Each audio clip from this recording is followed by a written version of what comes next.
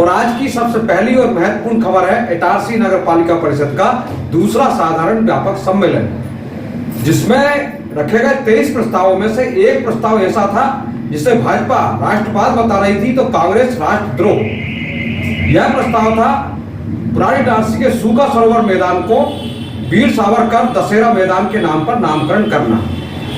इसे लेकर सम्मेलन में कुछ वाद विवाद भी हुआ, लेकिन नगर पालिका परिषद इटारसी ने इस प्रस्ताव को कांग्रेस के 6 पार्षदों के विरोध के मुकाबले अपने 19 पार्षदों के समर्थन से पास करवा लिया और इसके साथ ही बाकी अन्य 22 प्रस्ताव भी ध्वनिमत से पास हो गए।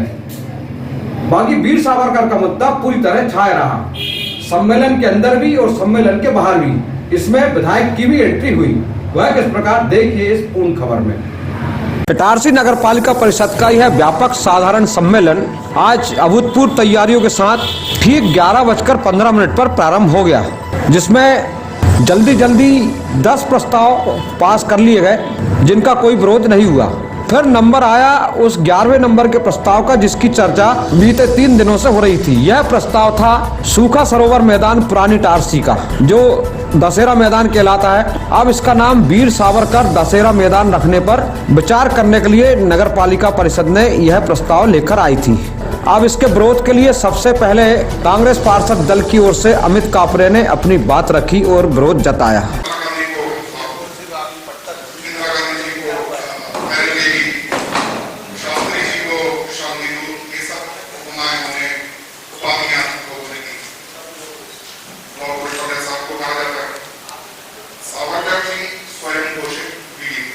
छोटे भाई एक इधर से उधर मत होना।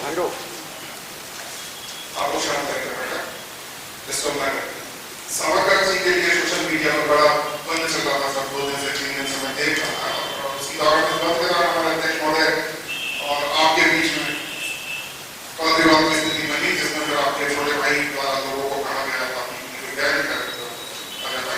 उनको कहा कि आप जाके मेरे कमेंट को अध्यक्ष जी के अध्यक्ष जी के कमेंट को लाइक करें, विधायक जी के कमेंट को लाइक करें, तो आप लोग समय का भी अमित कापरे का यह विरोध रूपी संबोधन समाप्त होते ही नगर पालिका अध्यक्ष पंकज चोर ने स्वयं इस मामले में जवाब देने के लिए माइक हाथ में लिया और उन्होंने अपने 12 मिनट 54 सेकंड के संबोधन में वीर सावरकर के महान जीवन पर पूर्णतः प्रकाश डाला और कहा कि आज अगर हम यह प्रस्ताव पास नहीं करते हैं, हमारी परिषद यह प्रस्ताव पास नहीं करती है और ऐसी गलती करती है तो इतिहास में आपको कोसा जाएगा।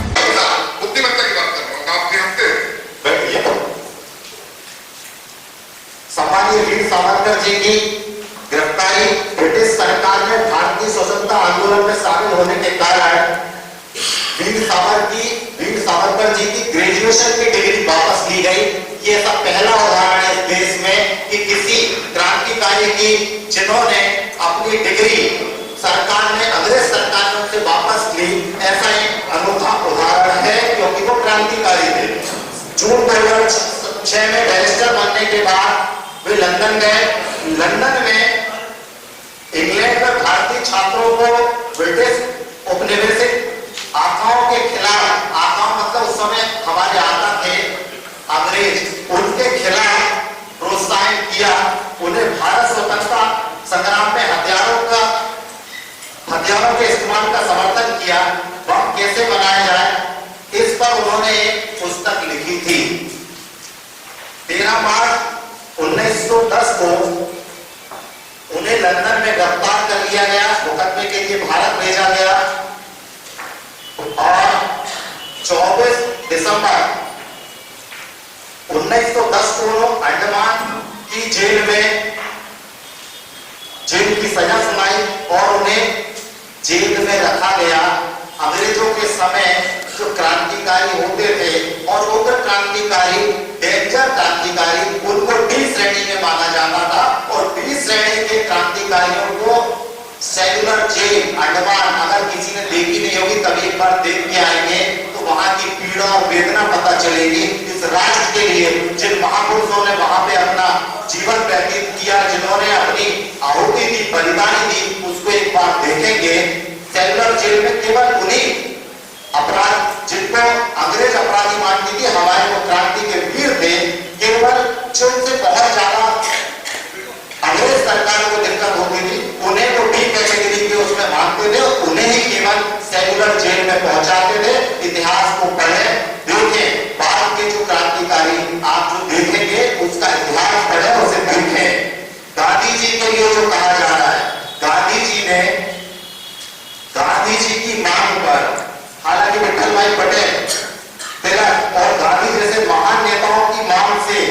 सावरकर जी को रिहा किया गया। 2 मई 1921 को भारत वापस लेकर आया गया। चिट्ठी है जिसमें गांधी जी ने लिखा कि वीर सावरकर, क्योंकि इनके 2 भाई जेल में थे, कहां थे? अंडमान निकोबार के। नगर पालिका अध्यक्ष जब अपना संबोधन दे रहे थे तो बीच बीच में कांग्रेस पार्षद दल की ओर से अमित कापरे, दिलीप गोस्वामी, संजय ठाकुर विरोध प्रदर्शन भी कर रहे थे। तो उनका जवाब इधर से जलकार समिति सभापति गीता देवेंद्र पटेल, स्वास्थ्य समिति सभापति राकेश यादव, सभापति मंजीत कलोसिया, पार्षदगण कुंदन गौर, शुभम गौर, अमित विश्वास, जम्मी केतवास, वरिष्ठ पार्षद शिव किशोर रावत आदि भी प्रतिकार कर रहे थे।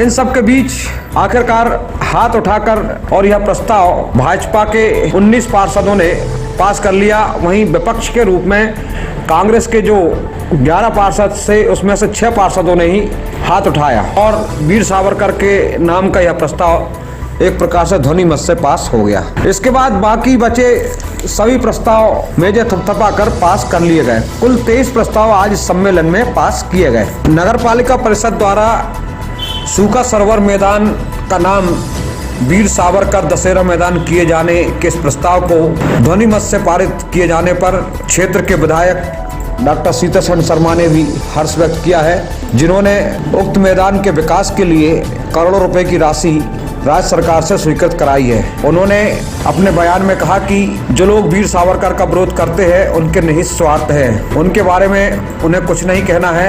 मैं वीर सावरकर को प्रणाम करता हूं और नगर पालिका परिषद के प्रति अपना आभार व्यक्त करता हूं। मैं नगर पालिका के अध्यक्ष माननीय पंकज चौधरी साहब का और समूचे भाजपा पार्षद दल का और वे लोग जिन्होंने इसका समर्थन किया उन सभी के प्रति आभार मानता हूँ। हमारे देश के स्वतंत्रता के इतिहास को तोड़ मरोड़ करके प्रस्तुत किया गया और अभी भी ये षड्यंत्र कतिपय लोगों के द्वारा जारी। इसलिए आवश्यक है कि हमारी आने वाली पीढ़ी हमारे स्वतंत्रता के इतिहास को सही तरीके से जाने, उसमें जो सही बातें हैं वो करें। जो लोग विरोध करते हैं उनके निहित स्वार्थ हैं, उनके बारे में मुझे कुछ कहना नहीं है। मैं वीर सावरकर को प्रणाम करता हूँ आज और नगर परिषद के प्रति पुनः आभार प्रकट करता हूँ जिन्होंने ये महत्वपूर्ण प्रस्ताव पारित किया। सर, कांग्रेस भी 2 मत नजर आई, अधिकांश कांग्रेस के पार्षदों ने मौन स्वीकृति दी है, इस पर क्या कहना है आप? जो राष्ट्रवादी कांग्रेसी है वो इस मामले में शायद इसके पक्ष में होंगे। जो राष्ट्रवादी नहीं है, जो टुकड़ों टुकड़े गैंग के समर्थक हैं, वो डेफिनेटली इसके विरोध में जाएंगे। ये शुरू से ही तय था। आइए अब वापस चलते हम वीर सावरकर पर ही। तो इससे लेकर नगर पालिका के सबसे वरिष्ठ पार्षद शिव किशोर रावत ने अपनी तीखी प्रतिक्रिया देते हुए कहा कि वीर सावरकर जी का जो लोग विरोध कर रहे थे वो सुनी सुनाई बात कर रहे हैं, किसी ने उनको पढ़ा नहीं। वीर सावरकर का परिवार और उनके पढ़ने के लिए इनको कई महीने लगेंगे, कई साल बीत जाएंगे। कल मैं सिवनी मालवा गया था, तो सिवनी मालवा में मैंने देखा, मैं एक इटली में ब्याही, इटली में पैदा हुई महिला अपने भारतवर्ष में आके भारत के प्रधानमंत्री के बेटे को ब्याही, उसके नाम से कॉम्प्लेक्स बना है जिसका देश के लिए कोई योगदान नहीं है, ना स्वतंत्रता आंदोलन के लिए योगदान है उनका। अगर वहाँ पे उनके नाम से कॉम्प्लेक्स बन सकता है तो हमारे सूखा सरोवर का नाम वीर सावरकर के नाम से तो पुरानी इटारसी का पूरा नगर गौरवान्वित होगा। और परिषद के अध्यक्ष के और सीएमओ साहब को और सभी सदस्यों को जिनने प्रस्ताव के पक्ष में हाँ किया, उनको सबको बहुत बहुत धन्यवाद। वहीं युवा पार्षदों की ओर से शुभम गौर ने अपनी प्रतिक्रिया में वीर सावरकर को महान बताते हुए कहा कि वीर सावरकर जी क्रांतिकारी और सच्चे सेनानी थे देश के, और जो उन्होंने यातनाएं झेली हैं वो कांग्रेसों ने नहीं झेली। कांग्रेस के जो वरिष्ठ जन थे उन्होंने नहीं झेली है। उन्होंने वीर सावरकर जी ने काले पानी की सज़ा झेली है अंडमान में, और जो कि कांग्रेस के बड़े बड़े गद्दावर नेता थे उनको मुंबई की जेलों में रखा गया था, जो पूरी शान से वहाँ रहते थे। सम्मेलन के पश्चात जो कांग्रेस पार्षद दल यानी विरोधी दल को लीड कर रहे थे अमित कापरे, उन्होंने कहा कि हमने अपना विरोध जता दिया है, अब हम बहुमत में नहीं है, लेकिन जिस प्रकार सत्ता पक्ष ने हमारे पार्षद दल का अपमान किया है और नज़रअंदाज किया है वह उचित नहीं है। उन्होंने जो बहुत सारी प्रतिमाएं शहर में स्थापित की जा रही हैं उन्हें लेकर भी अपनी तीखी प्रतिक्रिया में कहा कि भगवान की पूजा तो मंदिरों में होती है, सड़कों पर उनकी मूर्ति नहीं लगाई जाती है। नगर पालिका के साधारण व्यापक सम्मेलन में नगर कांग्रेस के अध्यक्ष पंकज राठौर और अन्य छोटे बड़े नेता भी उपस्थित थे, लेकिन यह अपना विरोध तो पार्षदों के द्वारा ठीक से दर्ज नहीं करवा पाए, लेकिन नीचे आकर उन्होंने अपना विरोध प्रदर्शन नगर पालिका के सामने किया। इसे लेकर नगर कांग्रेस अध्यक्ष ने मीडिया से चर्चा करते हुए कहा कि हम वीर सावरकर के राष्ट्रद्रोही व्यवहार को लेकर विरोध करते रहेंगे। अध्यक्ष जी, आज आपके द्वारा वीर सावरकर के जो प्रस्ताव का भरपूर विरोध के ऐसे आभास लग रहे थे, लेकिन जब परिषद की बैठक हुई और जब बारी आई तो ऐसा लगा नहीं कि इतना पुरजोर विरोध कांग्रेस ने वहाँ पर किया। मुझे एक बात मैं बोलना चाहता हूँ कि हाउस में पार्षदों को बोलने का अधिकार है। हमारे जुझारू पार्षद भाई अमित कापरे ने सावरकर की जितनी भी कमियां थी और जितने भी उनके कृत्य थे वो सब परिषद की बैठक में बताए। उसके बाद जो है सीएमओ को ये करना था कि उनको पहले ये बोलना था कि पक्ष में कौन है पहले वो हाथ उठाए, वो विपक्ष में कौन है बाद में वो हाथ उठाए। लेकिन उन्होंने क्या किया, एक साथ बोल दिया कि पक्ष में भी लोग हाथ उठाए और विपक्ष में भी हाथ उठाए। उसमें हमारे पार्षद कंफ्यूज हो गए। दूसरी बात यह कि विरोध हमने लिखित रूप में भी दर्ज किया हुआ है, जिसमें सब पार्षदों के साइन है। उसमें हम चाहते हैं कि सूखा सरोवर का नाम ऐसे किसी व्यक्ति के नाम पर नहीं रखा जाए जिसने अंग्रेजों के साथ मिलकर इस देश के खिलाफ काम किया हो, जिसको सजा हुई हो और उसके बाद उसने जो है 6 बार माफीनामे लिखे हो अंग्रेजी सरकार को, आजाद हिंद फौज के विरोध में काम किया हो, महात्मा गांधी का भारत छोड़ो आंदोलन में उन्होंने अंग्रेजों का सहयोग किया। ऐसी बहुत सारी दास्तान है जो सावरकर की भरी हुई है राष्ट्रद्रोह के प्रति। हम कांग्रेस के लोग, हमारे पार्षद, हम सब इसका पुरजोर विरोध करते हैं। और ठीक है, आपका बहुमत है, आप उसको पास कर लो। देश में भी यही चल रहा है, संसद में भी यही चल रहा है कि आपका बहुमत है तो आप संविधान को भी बदल दोगे। इसके उपरांत सभा हाल में एक नज़ारा ऐसा भी देखने को मिला जिसने सबको आश्चर्यचकित कर दिया। वो था कि इटारसी नगर पालिका के अध्यक्ष को इस प्रस्ताव यानी कि वीर सावरकर के प्रस्ताव को पास करने पर समस्त पार्षदों और कुछ भाजपा नेताओं की ओर से सम्मानित किया जा रहा था। तो उन्होंने अपने इस बड़े सम्मान में और अपनी इस बड़ी माला में कांग्रेस पार्षद दल के उस नेता को भी परो लिया जिसने वीर सावरकर का विरोध कांग्रेस पार्षद दल की ओर से किया था।